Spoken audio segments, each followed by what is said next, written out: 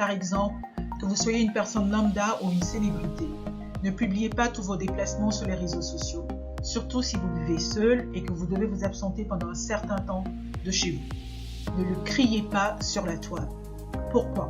Certaines personnes surveillent les allées et venues des autres grâce aux réseaux sociaux et vous n'avez pas envie de vous faire cambrioler en votre absence.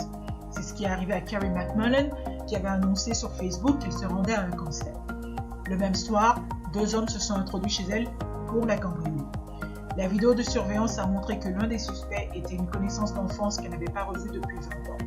Toutefois, 6 mois avant le vol, Carrie avait accepté la demande d'amitié Facebook de cette personne.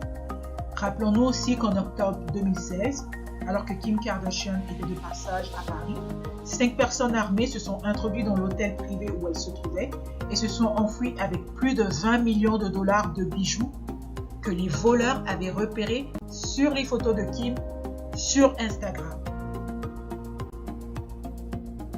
Les photos ou vidéos que l'on partage sur la toile contiennent beaucoup d'indices pouvant permettre à une personne mal intentionnée de découvrir où l'on se trouve. Lorsque vous tournez une vidéo avec votre téléphone ou prenez un selfie aux abords d'une zone résidentielle, assurez-vous que les arrière-plans du lieu de tournage ou de la photo ne fournissent pas trop d'indications sur votre emplacement, surtout s'il s'agit d'un lieu d'habitation, de travail ou même d'un restaurant. Inès Hélène est un mannequin suédois qui vit à Londres. Elle avait posté la photo suivante de son nouvel appartement sur les réseaux sociaux.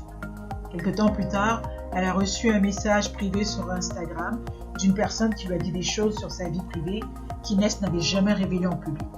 C'est alors que le monsieur a confessé s'être introduit dans l'immeuble d'Inès à l'insu du gardien de sécurité et d'avoir suivi Inès jusqu'aux portes de l'ascenseur. Et comment est-ce qu'il a découvert où est-ce qu'elle habitait? Grâce aux indices suivants d'arrière-plan qu'on voit sur la photo. Donc on voit très bien dans le reflet un tableau, on voit aussi un grand immeuble et avec toutes ces informations, il a pu trouver l'emplacement exact de son immeuble en utilisant des outils comme Google Street View. Une dernière chose, avant de poster toute vidéo ou photo prise avec votre téléphone, si vous ne souhaitez pas révéler votre localisation exacte, ayez toujours le réflexe de vérifier que cette information n'apparaît pas sur la photo. Parce qu'en général, les paramétrages par défaut de nos téléphones font apparaître cette information. Alors les conseils que je viens de vous donner pourront paraître excessifs à certains, mais il s'agit juste du b.a.-ba d'une navigation prudente sur les réseaux sociaux. N'oubliez jamais qu'en fait, Internet, en un mot, la toile, ce n'est pas bien différent de la vie de tous les jours. Hein. Donc dans la vie de tous les jours, nos parents, la plupart du temps, nous ont élevés de manière à ce qu'on soit vigilant, qu'on fasse attention, qu'on se protège. Et bien on doit faire la même chose lorsqu'on est sur Internet.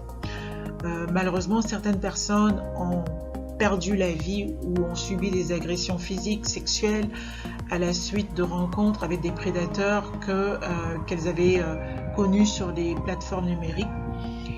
Et comment est-ce qu'on en est arrivé à ces malheureux dénouements? C'est que pendant des semaines, voire des mois, ces prédateurs, donc ces individus mal intentionnés, avaient tissé leur toile autour de leurs victimes, juste en observant leurs faits et gestes sur les réseaux sociaux.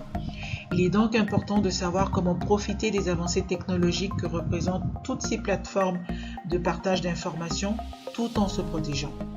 Et comme je vous l'ai dit au début de cette vidéo, la technologie est aussi mauvaise que l'usage que l'on en fait.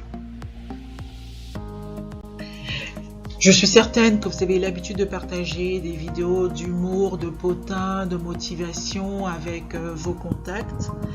Alors je vous demanderai s'il vous plaît de ne pas hésiter surtout à partager cette vidéo d'information et de sensibilisation autour de vous. À la prochaine.